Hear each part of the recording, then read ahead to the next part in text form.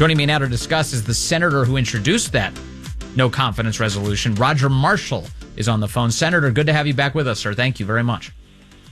Yeah, Vince, Happy New Year's to you and your listeners. And by the way, Brandon Judd's going to be a great interview. I met on the border with him a couple of times, and your listeners need to really stay tuned. He's a sharp guy and knows exactly what's really happening at the border. Yeah, and I want to get that firsthand perspective from him and from you on what's really going on in our government right now when it comes to our border, because the Biden administration keeps saying in a variety of ways, oh, we're working on it, it's bad everywhere, and we're doing great work.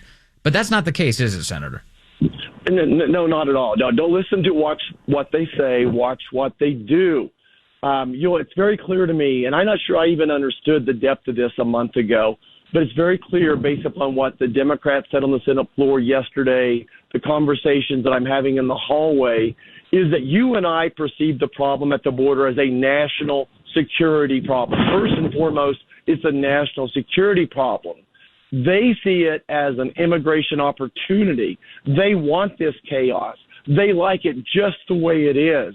Being able to get 10 or 12,000 people every day into this country, people who are going to go to one state and give them an extra seat in the House or maybe flip a purple district. That's what their goal is. They want to do everything they can to gum this up.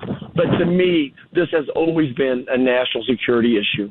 It really is, and the vulnerability here is immense. I mean, you've got all the people who are on the terrorist watch list who are pouring across our border and being released into the country, and also you have all of the Americans who are dying due to the fentanyl. I mean, the cartels have never been better off than they are with Biden as president. Right? Yeah, the cartels have gotten very, very wealthy. We're losing 300. We've lost 300,000 young Americans to fentanyl or opioid poisoning. We have 1.7 million gotaways that have entered the country. And you would assume if you're a gotaway, if you're a person that came in and was able to evade the Border Patrol, there's probably a reason. You're probably not on the up and up. And then you talk about 1.5 million people that the president's paroled. And again, none of these people have been vetted before they came into this country. There's a reason the FBI director says everywhere he looks, he sees blinking red lights. That we should be in fear, that we better have our head on a swivel and making sure what's going on around us right now. So yesterday you introduced a no confidence vote and it was blocked. Am I right about that? Yeah, yes, sir. So we introduced our vote of no confidence. We thought it would be a good time to do this, to condemn Secretary Mayorkas, maybe put some wind beneath the sails of the House as they started their impeachment trial. I think what's interesting, all it takes is one senator to object to this and stop the process. So we had half a dozen Republican senators show up and say, this is why we should fire Andrew Mayorkas today. And by the way, send a message to Joe Biden that you're next in 300 days. Only one senator had the guts to show up. And he's a good man. Senator Tom Carper's a good person. But all he wanted to talk about was the humanitarian side of this, that we need to open our doors, that these poor people in their countries, and I feel for them. I've done humanitarian medical mission work around the world. I do feel for these people. But I took an oath to make sure that our families were safe and secure. And Secretary Mayorkas took an oath to secure our borders, to maintain operational control. He's broken the law over and over again. It's time to impeach him. Yeah, but, even on the humanitarian front, my empathy is disappearing entirely on this issue, and that's because we're not enforcing the border. And most of the people who seem to be crossing are military-aged males from every country on the planet. This seems to have a lot less to do with any particular humanitarian crisis happening in some other country, and everything to do with Joe Biden deciding to kick the gates open and let anybody who wants to come in. Right. Everyone's got their own motives. This country spends almost $90 billion a year helping other countries through USAID. We do polio vaccinations. We do food for peace, all sorts of things. So I think that's the humanitarian part that we should be doing. If we let the gates all open right now, Gallup said there'd be 150 million people would love to enter our country right now. And that's simply just, it's not workable. It would even right now, our safety of our country is at jeopardy. We can't just open up the doors in the name of humanity. We believe in legal immigration, but right now this is a national security catastrophe. It's a tsunami on our southern border. And it's leading to the displacement of American citizens, whether it's in jobs they otherwise might have because of illegal immigrants that are taking them.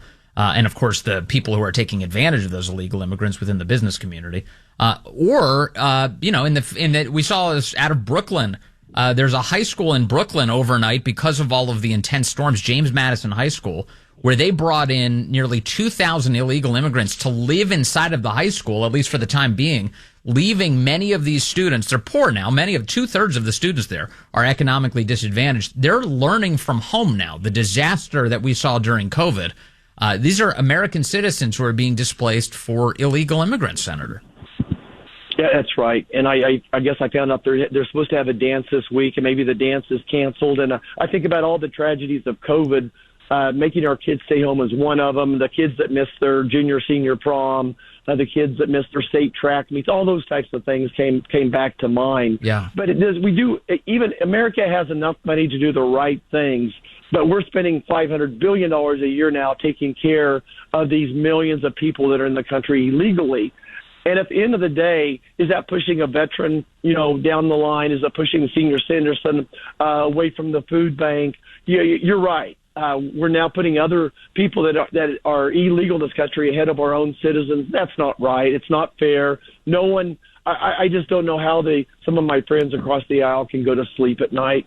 It makes no sense to me. They're backfiring as far as a humanitarian effort. We're now impacting our own people, yes, let alone the human trafficking, the sex trafficking, all those things on top. So tell me about your colleagues across the aisle. Are any of them taking this seriously in your view? I mean, look, this is a small body. 100 senators is not that many people. You know all of them. Do you ever talk, or are things so standoffish that you have no idea what the other side is even contemplating?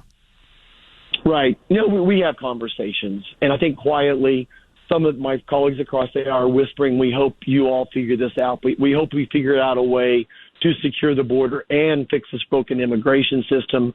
I think for the most part, though, the White House wants this crisis. They want this tsunami. They want all these people coming across the border. They think there'll be Democrat voters. They get more aid going to those particular districts based upon the census. The census doesn't exclude people if they're have a legal status as well. So there's plenty of chaos up here between trying to keep the government open. We haven't touched on the supplemental bill that the president would like to do as well. I would just say a lot of it's just. It's a storm up here as well. It sure seems really like keeping our heads above water. It is. It is a storm. This spending package is upsetting a lot of conservatives who are hoping for much better out of the Republicans on the Hill, in particular Speaker Mike Johnson. What do you make of this? The fact that the can was kicked a bunch of times, but it doesn't look like we're getting any meaningful cuts. No, it's not. It's still $300 billion above pre-COVID type of budget. First of all, Speaker Johnson has the toughest job in the world right now. He's a good friend. I have faith in him that he's doing the very best he can. He was handed a certain hand of cards dealt him, and he can't change that right now. I think what people need to remember is just the budget process is what's broken up here. 2 weeks from now, Joe Biden should be submitting his budget for next year. The Senate Budget Committee should be submitting our budget for next year here the 1st of April. We skip all those steps. So there's about a dozen of my colleagues and myself working on going back to that budget process to force regular order, to force it if we don't meet certain steps, that there'll be some type of punishment for Congress not doing its job. We've sat there since the end of July on the Senate side with all 12 of the buckets of funding having passed out of committee, ready to go to the Senate floor. But Chuck Schumer is set on this. Again, just like Joe Biden and Chuck Schumer want an open border, they also want an omnibus. Yes. I see no way we do anything but get to an omnibus. So listen to what they say. Watch what we're doing. And in this case, it's the lack of effort. We should be looking at these funding bills one at a time or maybe three at a time. We've done nothing since November on it. But Senator Roger Marshall, how close are we to disaster, though? I mean, we're over $34 trillion of debt right now.